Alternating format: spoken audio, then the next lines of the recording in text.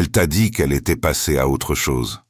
Peut-être pas avec des mots, peut-être avec son silence, avec sa distance, avec cette façon qu'elle a de sembler aller bien, vraiment bien, comme si ce que vous aviez partagé n'avait laissé aucune trace en elle. Et toi, tu regardes ça de loin, et tu te demandes, est-ce que c'est vrai? Est-ce qu'elle a vraiment tourné la page? Est-ce que ce que vous aviez ensemble ne comptait pas autant que tu le pensais? Ce soir, je vais te répondre honnêtement. Non. Elle n'a pas tourné la page. Elle fait semblant. Et il y a trois signes très précis, très réels, ancrés dans la psychologie la plus profonde de l'être humain, qui le prouvent. Ces signes ne sont pas visibles à tout le monde. Ils ne se voient pas en surface. Ils ne s'annoncent pas clairement. Mais quand tu sais quoi chercher, ils sont là. Partout. Dans ses comportements, dans ses contradictions, dans ces petits moments qui ne mentent pas. Je vais te les révéler un par un ce soir. Et quand tu auras entendu le troisième signe, tu ne verras plus jamais sa façade de la même façon. Introduction. Le mensonge le plus courant après une séparation. Commençons par nommer quelque chose clairement. Passer à autre chose est peut-être le mensonge le plus répandu dans l'univers des relations humaines. Pas un mensonge malveillant, pas une manipulation calculée, mais un mensonge de survie. Un mensonge que les gens se racontent à eux-mêmes et aux autres pour se protéger, pour maintenir leur dignité, pour éviter la douleur insupportable d'admettre qu'ils n'arrivent pas à lâcher quelque chose qui leur tient profondément à cœur. Carl Jung avait un nom pour ce mécanisme. Il l'appelait la défense du persona. Le persona, rappelle-toi, c'est ce masque social que nous portons tous. Ce personnage que nous construisons pour le monde. Et après une séparation difficile, après une distance douloureuse, le persona se met en mode de protection maximale. Il dit « Je vais bien, j'ai avancé, je n'ai pas besoin de lui ». Parce que l'alternative, montrer sa vulnérabilité, admettre son attachement, reconnaître que cette personne lui manque encore, est trop risquée, trop douloureuse, trop exposée. Alors le masque tient, en public, sur les réseaux sociaux. Dans les conversations avec les amis, dans les interactions avec toi peut-être, mais derrière ce masque, il y a une réalité tout autre, une réalité que Jung nous aide à lire avec précision. Parce que l'inconscient, cette partie profonde qui ne peut pas mentir, laisse toujours des traces, toujours des indices, toujours ces petits signes qui s'échappent malgré le masque. Et ces signes, je vais te les montrer maintenant. Signe numéro 1, ces contradictions. La trahissent. Le premier signe est partout autour de toi, si tu sais le voir. Il est dans les contradictions. Pas les grandes contradictions évidentes. Pas les choses qu'elle dit ouvertement et qui se contredisent. Mais ces petites incohérences subtiles entre ce qu'elle dit et ce qu'elle fait, entre ce qu'elle affiche et ce qu'elle ressent réellement. Jung avait une façon magnifique de décrire ce phénomène.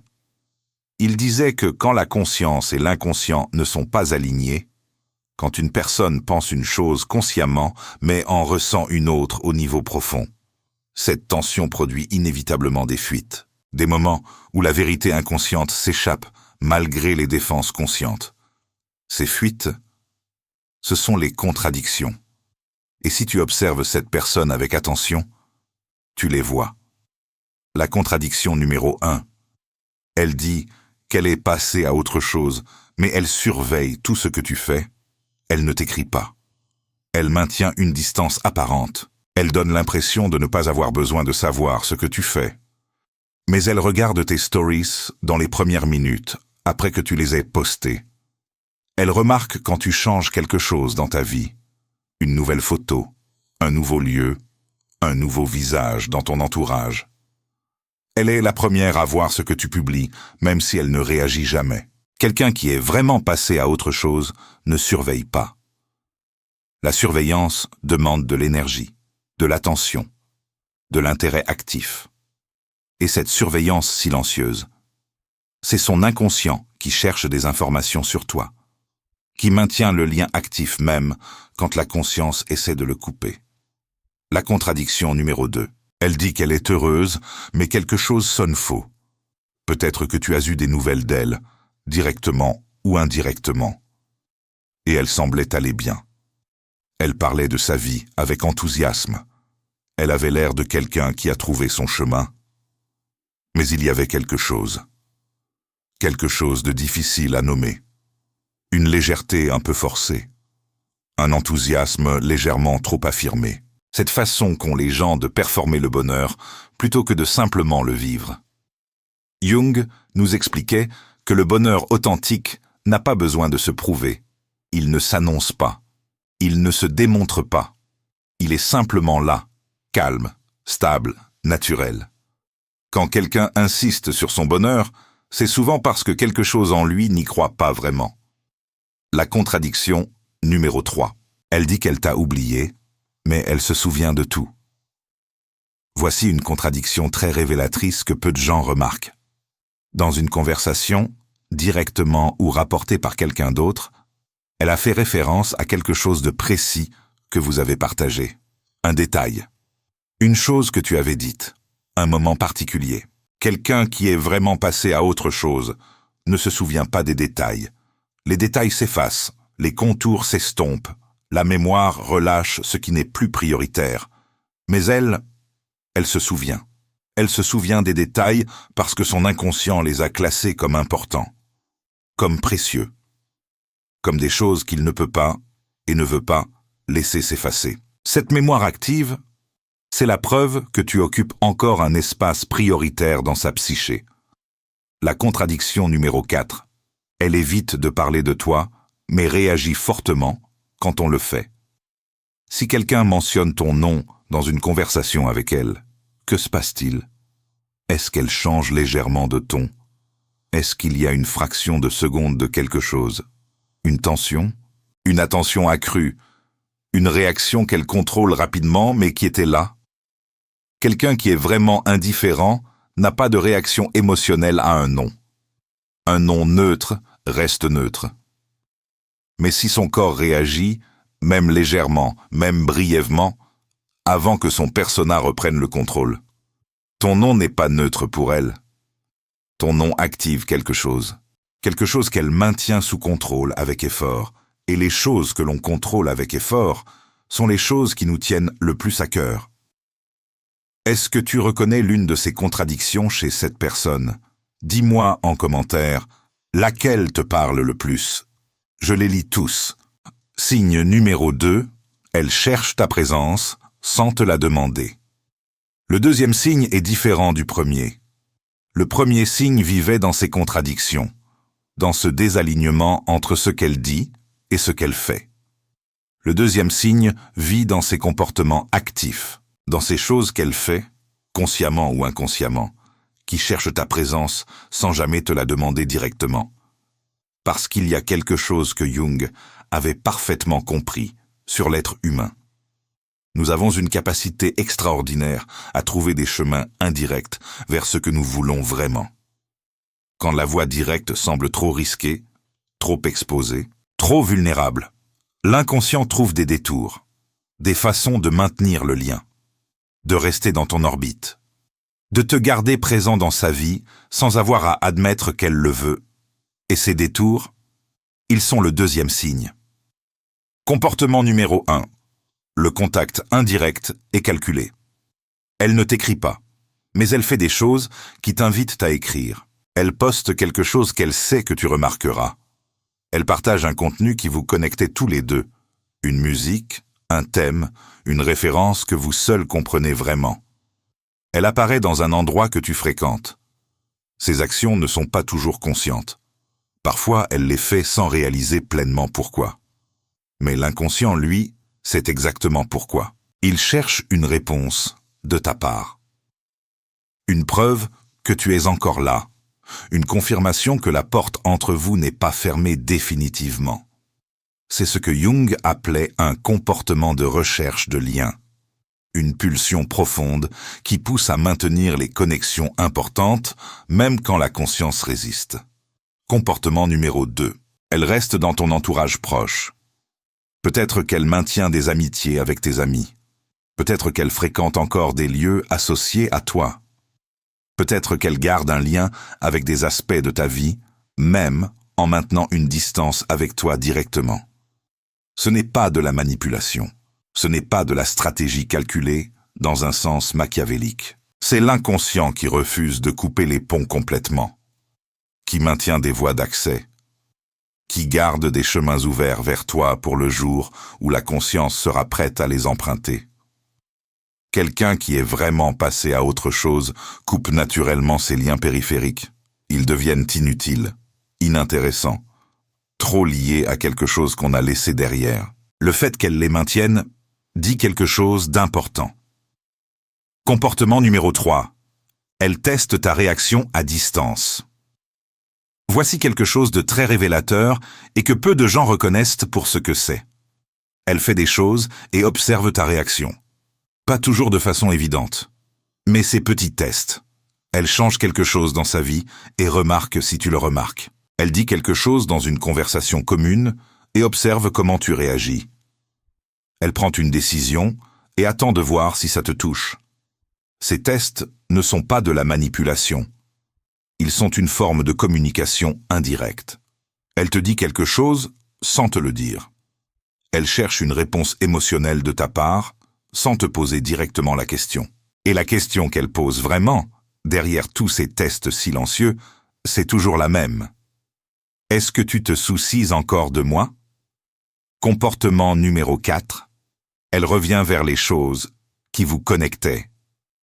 Les chansons que vous écoutiez ensemble, les films que vous regardiez, les endroits que vous fréquentiez, les habitudes que vous partagiez. Elle y retourne, pas toujours ouvertement, pas toujours de façon consciente, mais ces retours ont lieu, et ils ne sont pas des hasards. Jung nous expliquait que les objets, les lieux, les sons associés à une personne importante deviennent des symboles psychiques, des points d'ancrage dans l'inconscient qui activent les émotions liées à cette personne. Quand elle retourne vers ces symboles, elle retourne vers toi, psychiquement, émotionnellement, inconsciemment.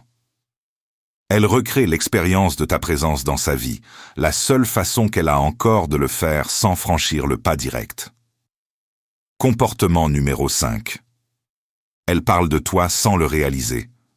Dans des conversations avec des amis communs, ou dans des contextes où ton nom ne devrait pas naturellement apparaître, tu apparais quand même. Elle te mentionne. Pas longtemps. Pas de façon dramatique. Mais tu es là dans ces conversations.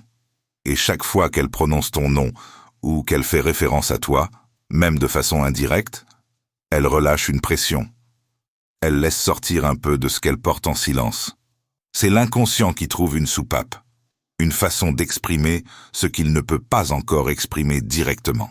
Et cette expression indirecte, c'est la preuve que tu occupes un espace réel et vivant dans sa vie intérieure. Pause musicale. Combien de ces 5 comportements tu reconnais chez cette personne? Dis-moi en commentaire. Un chiffre de 1 à 5. Je veux savoir. Signe numéro 3. Son corps et ses émotions disent la vérité que sa bouche refuse. Et maintenant, le 3e signe. Celui que j'ai gardé pour la fin. Celui qui est le plus difficile à nier. Celui qui est, selon moi, la preuve la plus irréfutable que cette personne n'a pas tourné la page. Parce que les 2 premiers signes pouvaient encore, à la limite, être attribués à autre chose.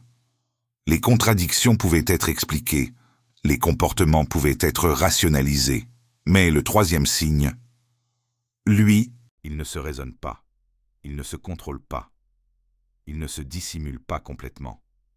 Le 3e signe, c'est ce que son corps et ses émotions font quand tu es là. Jung avait une conviction profonde sur ce sujet. Il croyait que le corps est un prolongement de l'inconscient, que nos réactions physiques, notre respiration, notre posture, notre regard, notre façon de bouger dans l'espace, reflètent ce que l'inconscient ressent bien plus fidèlement que nos mots.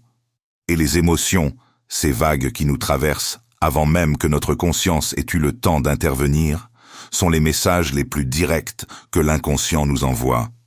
On peut mentir avec les mots. On ne ment pas avec le corps. On ne ment pas avec les émotions qui arrivent avant qu'on ait eu le temps de les filtrer. Le signe physique numéro 1, elle change dans les premières secondes de ta présence. Si vous vous retrouvez dans la même pièce, même brièvement, même dans un contexte neutre, observe ce qui se passe dans les premières secondes. Est-ce que quelque chose change en elle? Une légère modification de sa posture, un changement dans sa respiration, une façon de se tenir différente. Ce moment imperceptible, mais réel, où quelque chose en elle s'active. Ce n'est pas de la comédie. Ce n'est pas conscient. C'est le système nerveux autonome, cette partie du corps que la volonté ne contrôle pas, qui répond à ta présence. Et le système nerveux ne ment pas. Il répond aux personnes qui comptent différemment des personnes qui sont neutres. Il reconnaît les présences importantes avec une précision que la conscience n'atteint pas. Si elle change dans les premières secondes de ta présence, tu n'es pas neutre pour elle. Tu ne l'as jamais été. Le signe émotionnel numéro 2. Ces émotions sont disproportionnées. Voici quelque chose que les personnes qui l'entourent ont peut-être remarqué, ou que tu as peut-être remarqué toi-même dans vos interactions. Ces émotions liées à toi sont disproportionnées par rapport à ce que la situation semble justifier. Elle réagit trop fortement à quelque chose que tu as fait, une décision dans ta vie, une nouvelle information te concernant, une rencontre commune. Trop de colère, ou trop d'indifférence performée, ou trop de distance calculée. Trop de quelque chose. Parce que les réactions émotionnelles calibrées, les réactions proportionnelles, sont les réactions envers les personnes qui nous sont relativement indifférentes. On est neutre face à ce qui ne nous touche pas. Mais quand quelqu'un nous touche profondément, les émotions débordent. Elles dépassent ce que la situation semblerait justifier. Cette disproportion, c'est la mesure de l'importance. Plus ces émotions liées à toi sont intenses, quelle que soit leur direction, plus tu comptes. L'indifférence est plate et régulière. L'amour non résolu est intense et irrégulier. Et ce qu'elle manifeste envers toi n'est pas de l'indifférence. Le signe numéro 3, elle ne peut pas soutenir ton regard normalement. Ceci est peut-être le signe le plus subtil et le plus révélateur de tous. Quand vous êtes face à face, même brièvement, même dans un contexte neutre, comment se passe le contact visuel? Est-ce qu'elle évite ton regard un peu trop consciencieusement? Ou à l'inverse, est-ce qu'elle maintient un contact visuel un peu trop prolongé, comme si elle cherchait quelque chose dans tes yeux? Les deux sont des signes. Jung et les psychologues qui ont travaillé dans sa tradition ont longuement étudié le contact visuel comme indicateur de l'état émotionnel inconscient. Le regard est l'une des seules parties du comportement humain qui échappe presque totalement au contrôle conscient. On peut contrôler ses mots, on peut contrôler son expression faciale avec effort, on peut contrôler sa posture générale. Mais le regard, il va où il est attiré, il fuit ce qui fait peur, il cherche ce qu'il désire. Si son regard se comporte différemment avec toi qu'avec les autres, si there est quelque chose de particulier dans la façon dont ses yeux gèrent ta présence, c'est l'inconscient qui parle, et il dit quelque chose de très clair. Le signe émotionnel numéro 4, elle a des moments de tristesse inexpliqués associés à toi. Voici quelque chose que ses amis proches ont peut-être remarqué. Il y a des moments où son humeur change subitement, où une légèreté disparaît, où quelque chose de lourd passe sur son visage pendant une fraction de seconde avant que le masque reprenne. Ces moments arrivent souvent sans déclencheur apparent, ou avec des déclencheurs que personne autour d'elle ne comprend vraiment. Une chanson, un lieu, un mot dans une conversation. Mais ces déclencheurs ont tous quelque chose en commun. Ils te connectent à elle, même indirectement, même de façon que personne d'autre ne reconnaît. Et cette tristesse, cette mélancolie qui passe comme une ombre, c'est son inconscient qui ressent ton absence dans un contexte qui lui rappelle ce qu'elle a perdu. On n'est pas triste pour ce qui ne compte pas. On n'est pas touché par ce qui est vraiment neutre. Cette tristesse-là, elle est la preuve de quelque chose de vivant, de quelque chose qui n'est pas terminé. Le signe le plus puissant, elle te traite différemment de tout le monde. Voici le signe qui résume tous les autres. Observe la façon dont elle interagit avec les autres personnes dans sa vie, ses amis, ses collègues, les nouvelles personnes qu'elle rencontre, puis observe comment elle interagit avec toi. Est-ce que c'est différent? Pas nécessairement plus chaud ou plus froid, pas nécessairement plus positif ou plus négatif, mais différent, d'une façon qualitativement autre, avec une texture particulière que ces autres interactions n'ont pas. Cette différence, c'est la signature d'une connexion profonde. L'inconscient traite les personnes importantes différemment. Il leur accorde une attention différente, une énergie différente, une présence différente. Et si tu es traité différemment, quelle que soit la forme que prend cette différence, c'est parce que tu occupes une place différente, une place que personne d'autre n'occupe, une place qu'elle ne peut pas remplir avec quelqu'un d'autre, parce que cette place a ta forme, uniquement ta forme. Partie finale. Pourquoi elle fait semblant et ce que ça signifie vraiment. Maintenant que tu connais ces 3 signes, je veux que tu comprennes quelque chose d'important sur pourquoi elle fait semblant. Parce que cette question mérite une réponse honnête, une réponse qui ne juge pas, une réponse qui comprend. Elle fait semblant d'être passée à autre chose parce qu'elle a peur.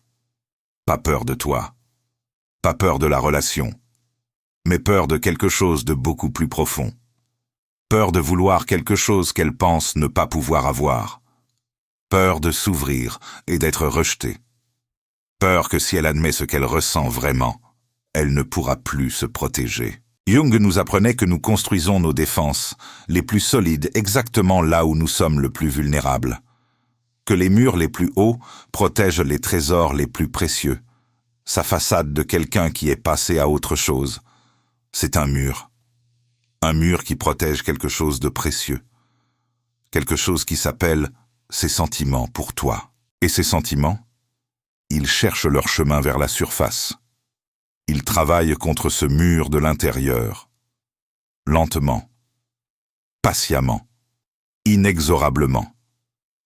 Parce que les sentiments authentiques, les vrais, les profonds, ceux qui viennent de l'âme et pas juste de la tête, ne se laissent comme pas enfermer indéfiniment. Ils trouvent toujours leur chemin, ils trouvent toujours leur expression. Et les 3 signes que tu connais maintenant, ce sont les premières fissures dans ce mur, les premières preuves que ce qui est enfermé à l'intérieur cherche sa sortie. Tiens-toi prêt. Conclusion. Le masque finit toujours par tomber. Jung avait une conviction que je veux te laisser ce soir. Il croyait que l'authenticité, la vérité de ce que nous sommes et de ce que nous ressentons vraiment, est une force irrésistible dans l'âme humaine. Que les masques, aussi solides qu'ils semblent, ne tiennent pas indéfiniment face à la pression de la vérité intérieure. Que le persona, cette façade que nous montrons au monde, finit toujours par céder devant l'authenticité de l'inconscient. Elle fait semblant d'être passée à autre chose. Mais son inconscient porte toujours cette connexion avec toi, la maintient vivante, la nourrit en secret, la prépare pour le moment où le masque pourra enfin tomber. Et ce moment arrive. Il arrive toujours. Parce que les 3 signes que tu as vus ce soir, les contradictions, les comportements qui cherchent ta présence, les réactions du corps et des émotions, ces signes ne mentent pas. Ils te disent quelque chose de vrai, quelque chose d'important. Cette personne n'est pas passée à autre chose. Elle attend, derrière son masque, derrière sa façade, derrière cette performance de quelqu'un qui va bien. Elle attend le moment où elle pourra enfin baisser sa garde. Et toi, tu seras là quand ce moment arrivera. Parce que tu as compris ce que personne d'autre ne voit. Tu as vu derrière le masque. Et ce que tu as vu là, c'est la vérité.